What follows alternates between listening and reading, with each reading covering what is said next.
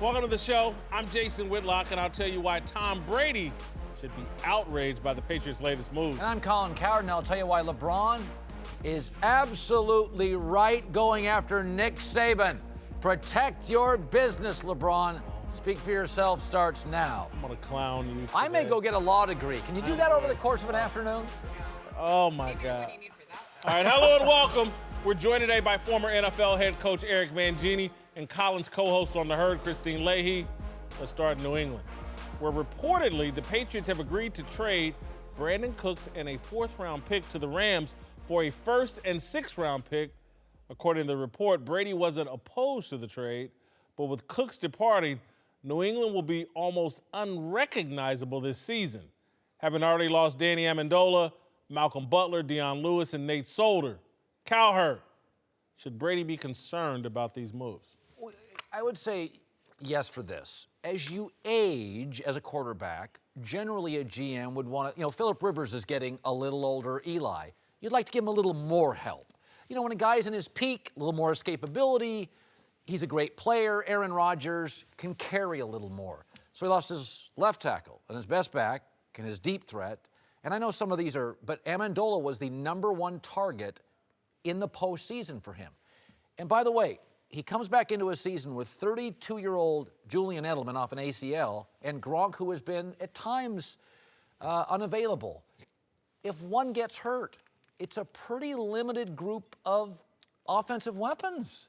To me, Cowherd, I think Bill Belichick is continuing with his plan that he had in mind when Garoppolo was supposed to be taking over.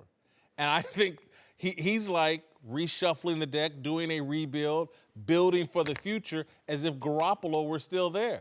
I think that's like the decision he made. Okay, you're going to make me trade Garoppolo. I'm still sticking to my plan. Right. And if I'm Brady, that would concern me because the moves they're making right now aren't win-now moves, and he's a win-now quarterback. By the way, I like what they did with the Brandin Cooks move. But to your point, it's a weak receiver draft. You may not have another Brandin Cooks available. Yeah, I wouldn't be concerned at all. They kept the most important free agent, and that was Josh McDaniels. And then they kept the second most important free agent, and that was Dante Scarnecchia. What? Whoa, stop. No, hold on. Hold it! The most important, those were the two most important pieces. It's a players' league, and you just named an assistant coach. Okay, I named two assistant coaches. I named the offensive coordinator and the offensive line coach. What Dante Scarnecchia has been able to do year in and year out with that offensive line is impressive. Go look at the names.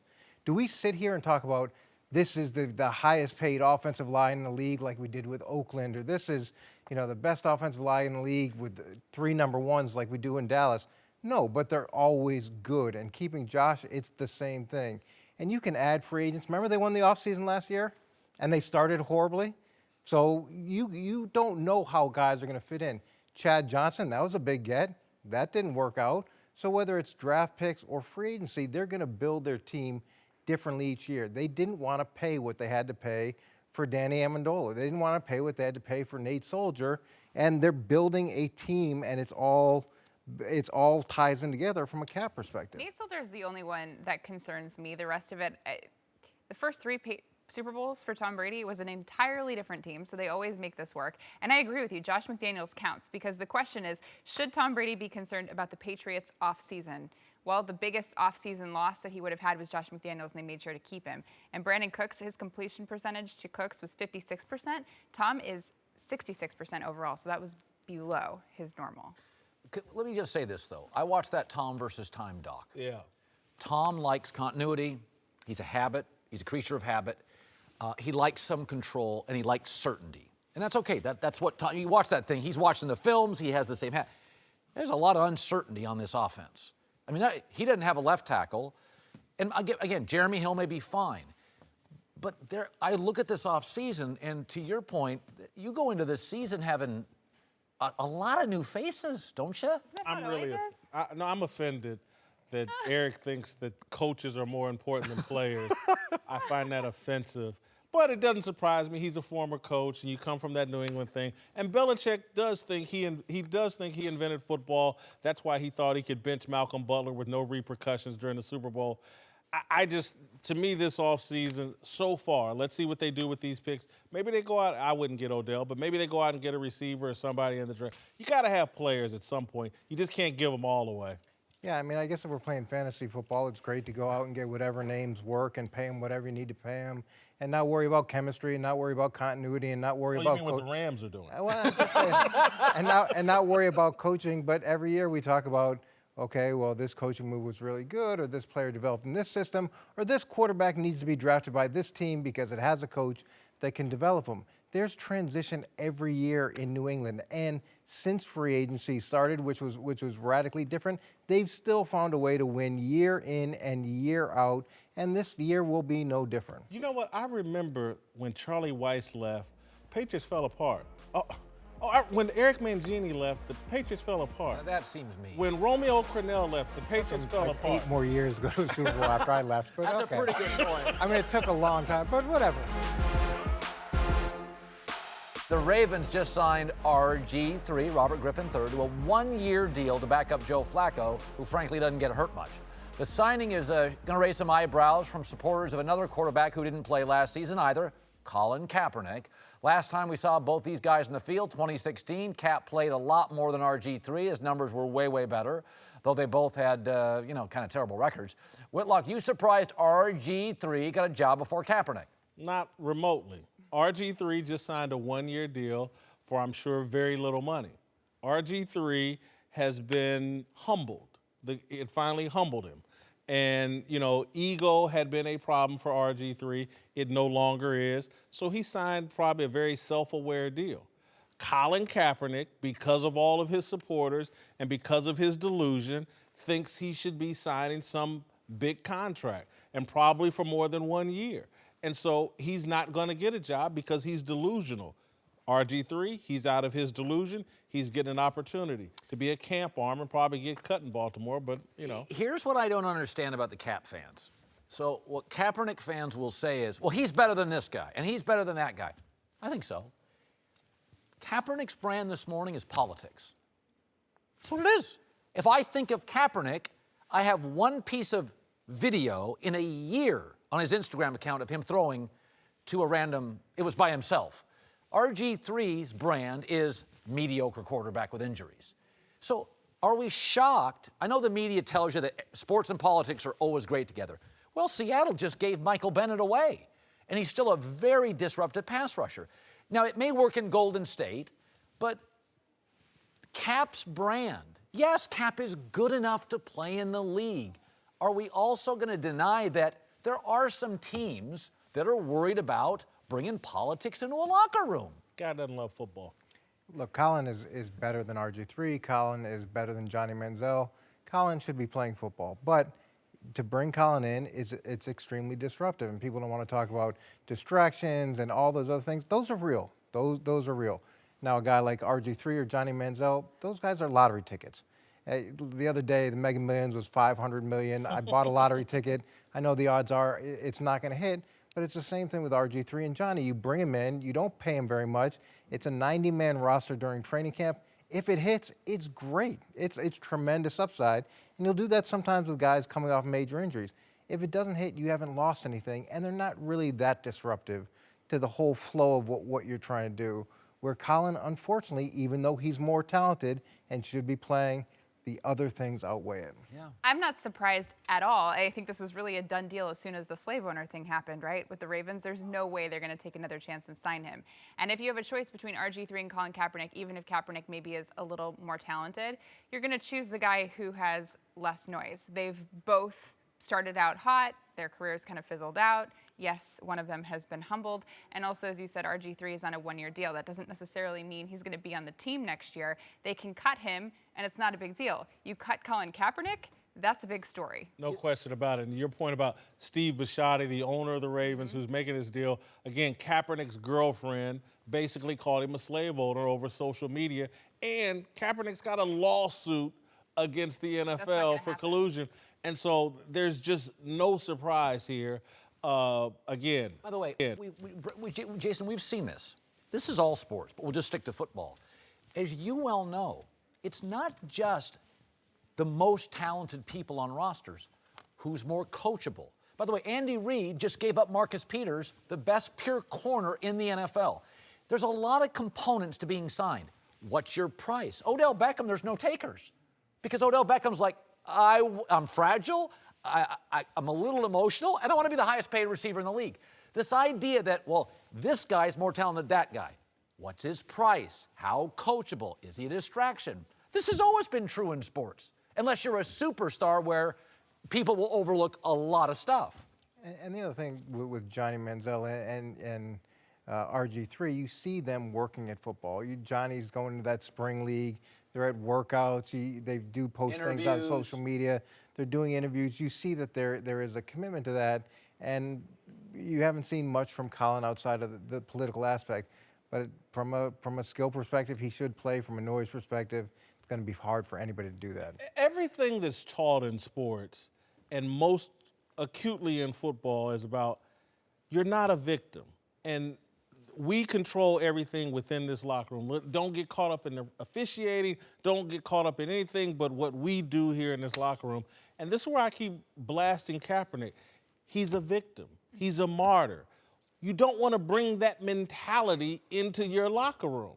Oh, that guy's, are we victims? And again, that's not the mentality of winning sports teams or, in my opinion, winning people.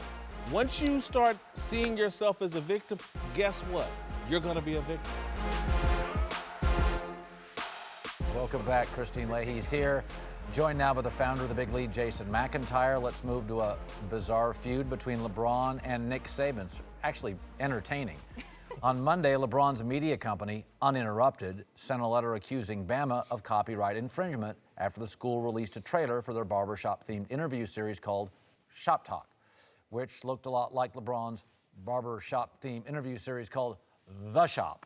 Well, now the conflict appears to be heating up. Saban and LeBron going back and forth in the media yesterday. I think LeBron James is a great player. There's been at least 20 barbershop-type things I've seen on TV. I didn't know anybody owned that. I didn't even know he had one. I'm sorry that anybody could be offended by something that we were just having fun with, and I enjoyed it, and we're going to continue to do it. That's exactly what I would think he would say. But I built Uninterrupted for a reason, for us athletes to have a platform to be able to speak about, whatever we want to talk about. And I respect him as a coach, but I'd be damned if I allow someone to, use our platform or try to, do the same thing we're doing and, just think it's okay. So the lawyers will figure it out. Whitlock, whose side are you on? First things first, or First Take is suing First Things First. I mean, are you kidding me? Are you kidding? LeBron needs to, again, this is what he's a young person, relatively, 34 years old. He should check out the Andy Griffith show. I think Floyd the Barber and Andy Griffith, they used to talk in a barbershop. So again, if we want to start talking about who's stealing stuff from, let's start with Floyd the Barber and Andy Griffith. This has been going on for decades and years. LeBron, I think, foolishly thinks like black people have a lock on barbershop talk, as if white people don't go to barbershops and talk sports. They do. Let me bring some news to him. So this is silly to me. And I couldn't believe the indignation that LeBron expressed his thoughts. Well, you love The Godfather, right? Yeah. You love The Godfather. Love it. Well, LeBron has moved into the mogul/Godfather stage. And, what? And he is demonstrating, he is fighting for what is his and his land and his peace. And somebody has encroached, trespassed on his peace. Are you joking right now? I can't tell if No, you're this being is happening. Listen, I'm not an attorney. But if this was not LeBron and Saban, it was a guy named Larry and Nick. This is why you have attorneys. This kind of stuff happens every day in America. It's just not Nick Saban and LeBron fighting over it. Like if you had a barber shop in town and they both, you had series, this is why they have attorneys. Isn't it about time for LeBron to go 0 dark 30? Like, go 0 dark 30. It's April about 15th. time for the playoffs to start, and you're worried about this? And you made a good point. That's a good reference. But LeBron, I hope that those lawyers are still on speed dial, because MTV is going to be coming for you next. Because in 2006, there was a show called The Shop about a barbershop and conversations that were going inside with Chris Brown and Fabulous. So it was actually done before with the same name, and you didn't even try to switch it up like Alabama did. And because I'm from Chicago, I got my lawyers involved, and they're looking at some copyright infringement because LeBron, you're trying to steal Michael Jordan's moves, and you're not even doing it as well. Oh. Jeez. Look, you guys are going after bringing the LeBron A-game heavily. today. I'm just saying. Okay. Wait. And number 23, where'd that come from?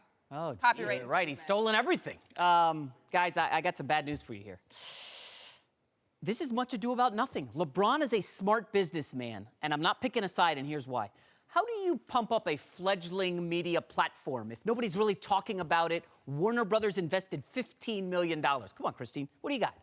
You go after Nick Saban. You bring him into it. You now have 48 hours arguing LeBron versus Nick Saban, talking about uninterrupted, something that nobody's discussed for years. I mean, last year with the Draymond barbershop, yeah, they talked about it a little bit, but he is basically getting his name in the media, getting his business name out there in the media, on the shows, and now we're talking about it, and now it's back in the discussion. That's all this is. Gosh. There's no real lawyer here getting serious. LeBron's like, let's fire off a letter with our lawyer. Let's get in the media, pump it up. That's an even bigger point, that it is LeBron getting so involved in this, and the playoffs But are about he's to start, not. and he wants to be compared to Michael Jordan, and yet he's trying to get a copyright infringement thing written to a college. They have no Focus on what's copyright. He important. wants right now to be compared to Kobe Bryant, who just won an Oscar. You're right. And now he sees Right. LeBron sees The himself. shop's not winning an Oscar. No, I'm he sorry. sees himself as a television mogul. He really does. And again, so much of the media is rigged that he thinks Survivor's Remorse, that show they produce, he thinks it's, Seinfeld or, one of the great television shows, the Sopranos or something, and it's just not. And so again, I don't blame, he's delusional. He thinks that they invented this barbershop talk thing. You made a Godfather reference. Someone needs to chop off some self-awareness and put it in LeBron's bed. You guys just love just bagging on LeBron. You really think he's serious about this? Well, and he said that he did this to give athletes and players an opportunity to say whatever they want, which, by the way, good. I like that. But that's what Alabama's doing, too. So that's not what it's really about. 'Cause if you LeBron, the cared- Ohio State fan, because if going you- after Nick Ah, Saban, very Mr. good Alabama. Come on, this is just all a of this feud. has nothing to do with basketball. Yeah, Can exactly. I see the logos here? Can we put these up? Look, he It's could have. scissors. Okay, let's see. That's the shot. Oh, we got nothing in Oh. common. One's up. What else one's are they down. supposed to do? It's a barbershop. Put clippers up How there? about a big That's head of not hair? good. Different audiences. A Come on. Well, mustache. first of all, if I was LeBron, I wouldn't have used those type of clippers because that's not what black Exactly. people use. You use the Seriously, clippers. I would have used the buzzer. Yeah, the buzzer. Oh, so my goodness. again, I listen. I'm just telling you, LeBron. This is what happens. So much money at such a young age, so much adulation. He's delusional on this aspect. There's some things LeBron handles well.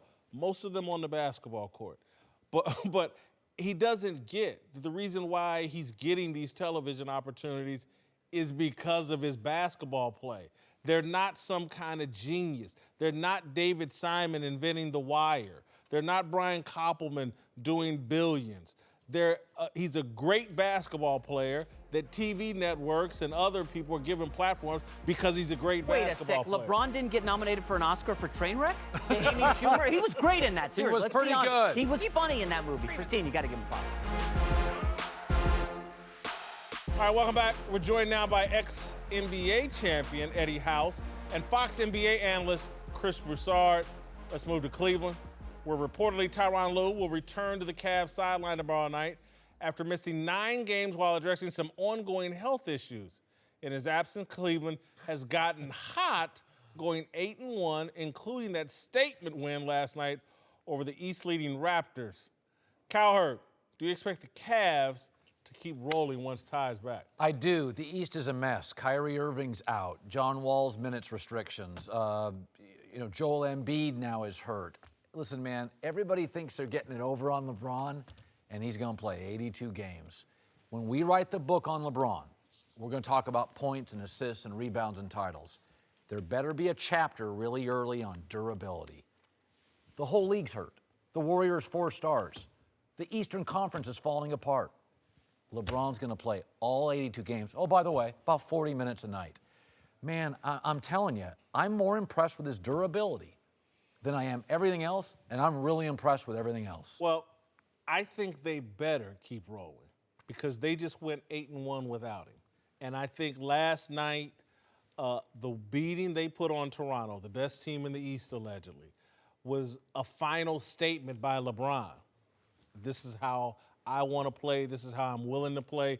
This is how I can get, because I thought LeBron was very good last night. Yeah. I thought his teammates were better. And I thought it was because of LeBron's attitude. It was like, damn, this game's really important to LeBron. And so I think this 8-1 stretch with the exclamation point of taking out Toronto in the fashion they did, controlled that game from start to finish, embarrassed me, Kyle Lowry, and DeMar DeRozan. There's some pressure on Tyler. Whitlock, I think you could coach the Cavs and they'd win the East. I mean, really, it doesn't matter. Same with the Warriors. Steve Kerr's out. Luke Walton coaches them. Mike Brown coaches them, and they roll.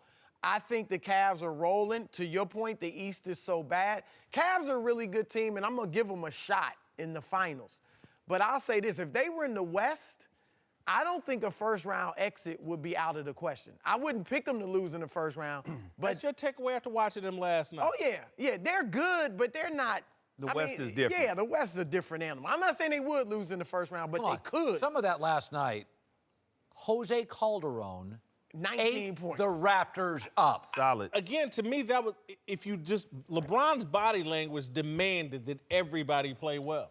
I wanted to know if you know something I don't know. You call ex-champion. Did somebody give you a call? Tell you something that I don't know? But they're going to still keep rolling. Like you said, it doesn't matter who's coaching them. This is a veteran team. When you have a veteran team, the coach is not as important because they pretty much police themselves. The coach is important in coming out of timeouts, in making in-game adjustments. That's where the coach is important for a veteran team. For a young team, a coach is important to be over the top of them, making sure they're getting their film in, and you have to do a lot more coaching with a young team. With this team, with LeBron pretty much is a coach on the floor. Jose Calderon, he's playing well because he's a veteran. And Kevin Love coming back, he has energy, he's energized. I think it's not going to bother him at all. I see them walking right through the East. Toronto was the only team that maybe Toronto, Philly maybe, but Philly's beat up. But we've seen what they did to Toronto. It's amazing. A month ago, they were in crisis stage. The question now is, are they going to breeze through the East? It's pretty remarkable. And that's why I have to say, this is sparked by this 9-game run without Ty Lue. And I'm just, maybe it was just me, but LeBron didn't look a little bit more determined last night. I thought on the defensive end, the way he celebrated some plays and was like, yeah, this is what I just thought like last night he was putting Toronto, making sure Toronto knows, we're going to get y'all in the playoffs, just so you know, reminding them. But also I thought it was just about this style of play. I think there's some pressure on Ty How Lue. different you think they're playing than with Ty Lue? I mean, in terms of style. I think they're Kevin Love. playing the same way. I think Kevin That's Love the thing. come in and stretching the floor. Yeah, in fairness, remember, when T. Lue was there, they were injured. Love came back right when T. Lue stopped. So they're a lot healthier now. And remember, Hood and guys sat out for a little bit. Calderon wasn't in the rotation with Ty Lue, and I know George Hill's hurt now, but Calderon started getting played. Yeah, he was in and out. They had times where Ty Lue played him. Well, I'll tell you what, since February 1st, I haven't seen anybody as old as LeBron, as you're 33 years old in his 15th season, play this well. And the last couple weeks, he's been dunking on cats. Yeah. Exactly. You know, he normally doesn't do that. Dunks. Yeah, some of his best dunks of his career. Yeah. Most of the time, he finished with the left-hand layup or he finished with a layup. He putting these boys in the basket now, and he's just on another level. He looks like he is on a mission, to your point. And I think he has a good enough roster around him, solid veterans. Kevin Love can knock down shots. You got Clarkson coming off the bench, Rodney Hood. I think they have a really good team to make a run. Now, will they be able to keep up hitting those three-point shots when it comes to the finals? That's the question. To Oklahoma City, where Kevin Durant led the Warriors to a win over the Thunder last night. Entertaining game. OKC got a big game out of Russell Westbrook. But even Russ's 44 points, not enough to overcome another terrible night out of Paul George. 5 of 19 from the field. After the game, George was pretty open about his struggles. Got to figure it out. Something mechanical in my shot. That's I've had struggles throughout the season in my career of shooting it, but it's all just been not making shots that night. I don't know what it is. It's just. It feels funny. Shooting the ball feels funny. So I'm gonna work with our trainers and trying to figure that out. But I don't feel myself shooting the ball right now. It's just my shooting period. I don't know if it's what's stiff, what's tight. Something's going on in my shooting right now.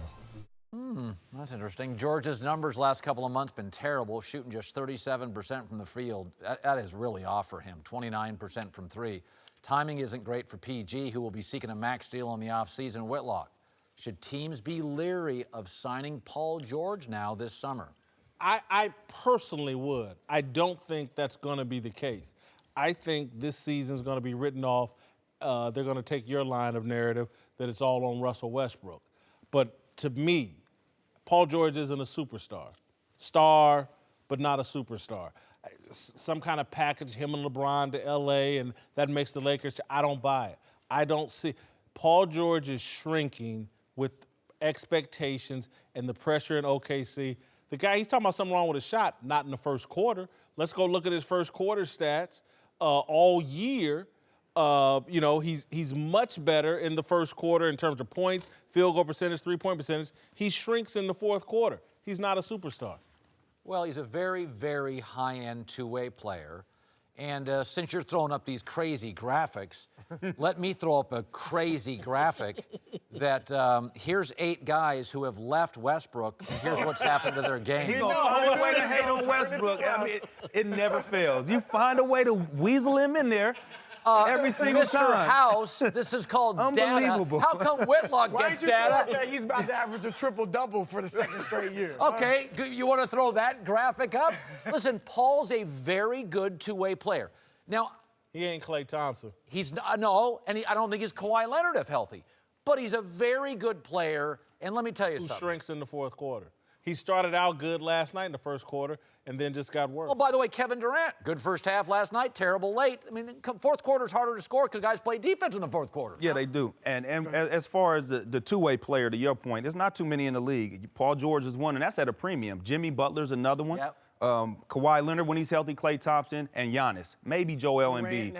Durant is starting to become, but not really like an on-ball defender like that, more so protecting the rim and things like that. But I wouldn't be leery if I think he's a very good player. His numbers didn't go down. He's averaging 21 with OKC. He averaged 18 at a career with Indiana. So his numbers went up at OKC. His shot just a little bit down, but I still think that this guy is a very, very unique player. Superstar?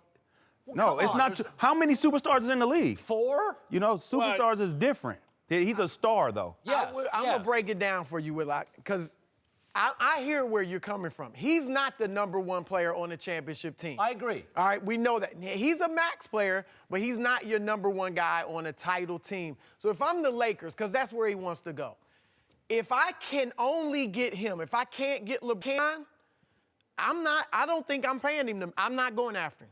Because in 4 years, I'd say in 2 years, I think Brandon Ingram may be better. Julius Randle may be better.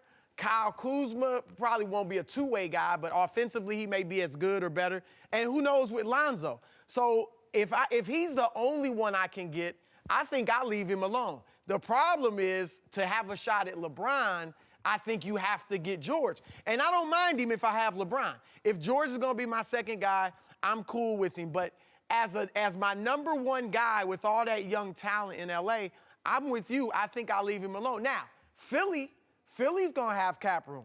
If they can't get LeBron, George, to me, would be a wonderful consolation prize. Can he handle being the third guy? Because that's what he'd be behind That's what Simmons he is, though. He's the third guy. But again, he's number 2 right now, and he's failing. I'm not sure if he'll be number 3 offensively in Philly because he can score better. Yeah, Simmons is more of a facilitator. So that'd be that'd be a great place for him. But don't you think it's interesting that his worst month ever is with Westbrook?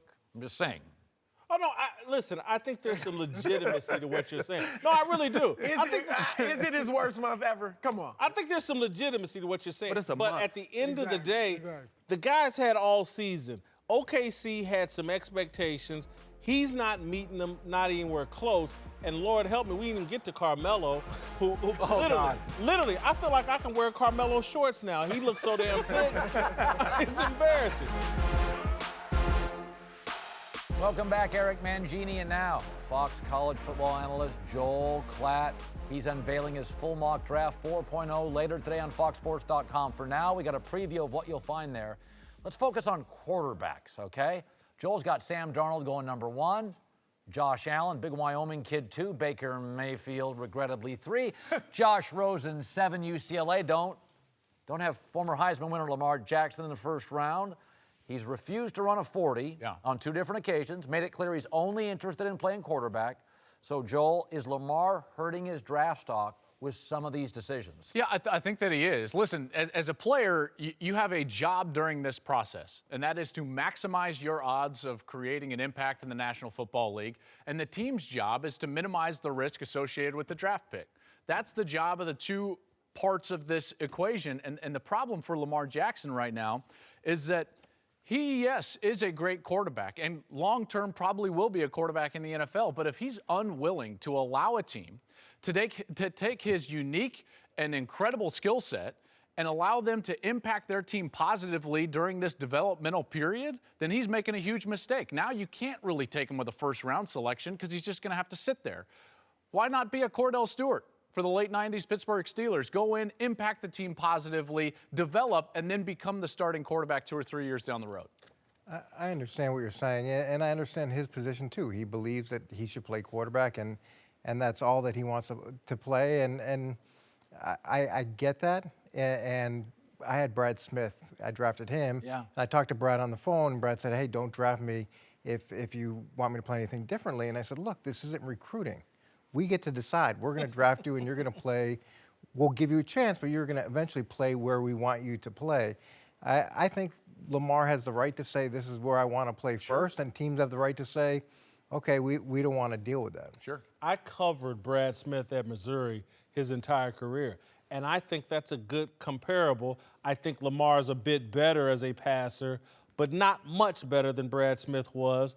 And I like your point of view there in terms of like, hey, man, we're not recruiting you. And so the question we got into yesterday, Colin, you and I talked about was just like this. He's creating a mystery about himself. I thought that was a great point. In terms of, I'm not going to run the 40. Me and my mom, we're not really going to talk to teams. He's creating mystery in a process that I don't think mystery serves you well. And it's an advantage, guys. This is what I don't understand. Everyone's saying like, well, why don't you say that about the other quarterbacks? Because they can't do it. What an incredible advantage it is for Lamar Jackson, who has the skill set that he can occupy one of the 53 spots on an active NFL roster and impact the team positively while developing the requisite skill to become an every down quarterback later in his career. That's an incredible advantage. Again, Cordell Stewart never gets to be a starter unless he comes in as slash. And I'm not saying he's got to change his position. That's not what I'm saying in the least. He is a long-term quarterback. But if you're unwilling to be somewhat pliable with the way that your organization uses you early in your career, you're hurting your draft stock. There's no ifs, ands, or buts about it. Look at Tim Tebow, out of the league now because he was not pliable with his situation. Cordell Stewart became a starter, ultimately took Pittsburgh to an AFC championship game in a game that they lost to Denver. That's the model that Lamar should follow. I had multiple coaches tell me they love Tebow, just not at quarterback. I mean, I had people in the league say, I'd love him on my roster. I love his work ethic. But to your point, he wouldn't even go to Canada and play quarterback. Tim was, I'm a quarterback or I'm out. But in Tim's situation, Tim ran the ball a lot better when he was a quarterback than when he played anything else. And he was a different type of player in that position than when he played in other spots. And in fairness to Lamar, if you go into a room and you're working with the running backs or the wide receivers as well as the quarterbacks, you can easily get pushed in one direction and not really truly get developed during the course of that first year. So I understand where he's coming from that perspective. Let me just throw out a great fit, all right? I mean, if he's able or willing to go in and let a coach be creative, and I'm just talking about his first year or two, New Orleans all of a sudden becomes a great fit. Aging quarterback, highly creative play caller that's willing to use all sorts of different weapons in many different creative ways, and all of a sudden now Lamar Jackson fits in New Orleans. If he says, don't do anything like a Brad Smith, don't do anything with me, don't draft me unless it's quarterback, well, now all of a sudden New Orleans is not necessarily a fit, and that's all I'm saying. These antics are affecting negatively his draft stock. Let me ask you this, Eric. If you're the head coach and the guy, you can't get in touch with him or you can't interview him the way you want to because of his mom, because he's holding back and avoiding interviews. Would that not be a red flag to you? Yeah, that would be a concern. It's just hard for me to believe that it may be more difficult to get a hold of him than say, a guy who had an agent. But the idea that it's impossible to get a hold of him, that to me seems like a pretty big stretch. There are reports that the mom is like, no, we're not doing that. We don't want to talk to you. Well, I've dealt with agents in the past, and we've all dealt with agents in the past that will set up a workout for teams they want to go to, but make it really difficult for other teams to work the same guy out. Hey, he's available. Oh, he's not available when you're available. Gotcha. So there's a little bit of that goes on with agents that you just don't really hear talked about. As we just saw, Joel has Sam Darnold going #1 overall to the Browns, who are hosting the former USC standout for a pre-draft visit today. But there was a report earlier this week that claimed Cleveland was likely to draft Wyoming's Josh Allen instead. Klatt, would it be a mistake for the Browns to pass on Colin's favorite quarterback, Sam Darnold? I think it would be a mistake for Cleveland to overlook red flags. All right, that's simply stated. They clearly. Talking about Darnold's interceptions and turnovers? No, I'm talking about the fact that Josh Allen's red flags concerns far outweigh Sam Darnold's concerns, because Sam Darnold, some of those, in particular the interceptions, I'm glad you brought those up. To me, they're not as much a concern because they're very much in the mold of a Deshaun Watson who was forced into that mode in order to win football games. This guy's out there to win football games. He was playing with an inferior supporting cast around him at USC by USC standards. The play calling and schematics were not great. They were fairly predictable by Pac-12 opposing coaching standards. And he was out there doing a lot of this on his own. You talk with anybody in the Pac-12, you watch his tape, this guy's a dynamic player that changes a team right away. Allen, you can't necessarily say that. His skill set is tremendous. He's got a live arm. Outside of that, didn't necessarily make his team better. Faltered during games in which the competition was either level or above what his team was, and his completion percentage was subpar, to say it that way. So I think it would be a mistake for Cleveland.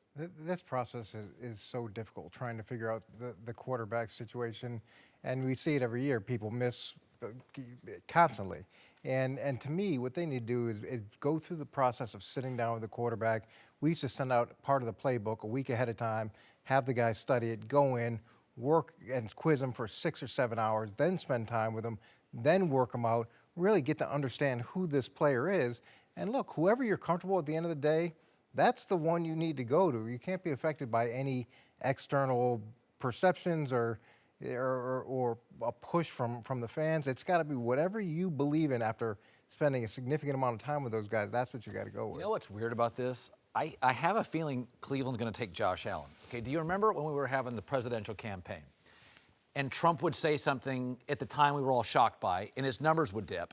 And then a day later, he'd be at 50% approval. And this happened for like 6 months. Then all of a sudden the election happens. It's like his base really liked him. So Darnold had an amazing pro day. It was over. And 3 days later, Josh Allen, rumors he's going to be taken. Darnold's done everything. And every single time, Josh Allen's name keeps going up. Why? Darnold had a pro day that you were there. You're like, that's the best pro day I've ever seen. Yeah. He's not a slam dunk. This information's coming from somewhere. Cleveland's into Josh Allen. I think it would be a mistake. I will tell you this. Quarterbacks at any level, really, but in particular at the NFL level, you win with touch and accuracy. You do not win with arm strength. It's great to have arm strength, but ask Drew Brees. You win with touch, accuracy, and timing. And that's what Sam Darnold has. When you watch him throw the football, in particular in those layered zone over linebackers in front of safeties, he owns the middle of the field, and increasingly more, and Coach, you can correct me if I'm wrong, but increasingly more, the game is played inside the numbers less than outside the numbers, because a corner can just take away your number one threat. You can shut down outside the numbers with great corner play, but interior, that's where the schematics of the game really take hold, and you win with touch and accuracy, which Darnold has in spades over a guy like Allen. And sometimes when you look at these top picks, you're also looking at upside.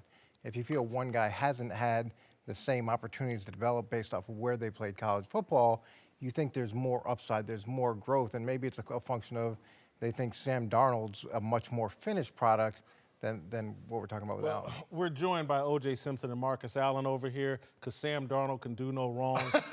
Any mistake he had, it was either coaching, it was weather conditions, it was bad scheme. The fumbles were bad. I'm going to give you the fumbles. And so, again, Joel, this is what I'm saying. You win games at the quarterback position in the NFL by not turning the ball over, and that's either by fumble or interception. This kid has a turnover problem. That's a bigger red flag to me than I've seen quarterbacks that come from small schools, from Phil Simms to anybody that you don't know about the competition they play. Maybe Carson Wentz. Maybe their completion percentage wasn't what you like. You don't see quarterbacks whose main or only strength is this gigantic arm, with arm strength. I mean, we've tested that with Kyle Boulder, and we've tested that with Jamarcus Russell. All right, I mean, that doesn't win at the next level. I'm more concerned with Allen. You just compared it to Jamarcus Russell. Yeah, because guess what? The two attributes that no one could look away from. Did you see him throw? Did you see how strong his arm was? Jamarcus Russell's diet was like mine. I understand. I don't think that's Josh Allen's problem. Look at what Sam Darnold did to the whole makeup of college football after he was inserted into the lineup. There wasn't a player that was more important to his team of the last 2 years than Sam Darnold in the positive fashion. He lives right next to UCLA. He just resents USC. I like Josh Rosen better. Eric, you made up for that terrible comment you made in the A block. All right, welcome back. Time for last call. Let's move to the Rams, who just made another big offseason move, acquiring Brandin Cooks from the Patriots. The receiver is just the latest big name to move to L.A. this offseason, joining Ndamukong Suh, Aqib Talib, Marcus Peters, and Sam Shields. Cowherd, do you like the Rams' offseason spending spree? Some of it, like any shopping spree, parts of it I like. I think they just gave up a first-round pick for a wide receiver that Sean Payton and Belichick both gave up on in a year.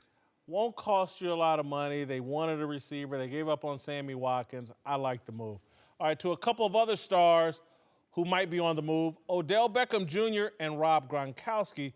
Both guys appear to be at a crossroads with their current teams and continue to pop up in trade rumors. Cowherd, who do you think is more likely to be traded, OBJ or Gronk? I think Gronk. OBJ is expensive and fragile, and Gronk is cheaper and fragile. And so I think you could get Gronk for third, fourth. I bet you the Giants want to trade OBJ more than the Patriots want to trade Gronk. I think you're right. But his contract demands make him hard to trade OBJ. And so I think you're right. Gronk is more likely to move on. And, you know, Gronk's not all in with the Patriots, so I can see him moving on. Agreed. We'll see you tomorrow. We'll see you tomorrow.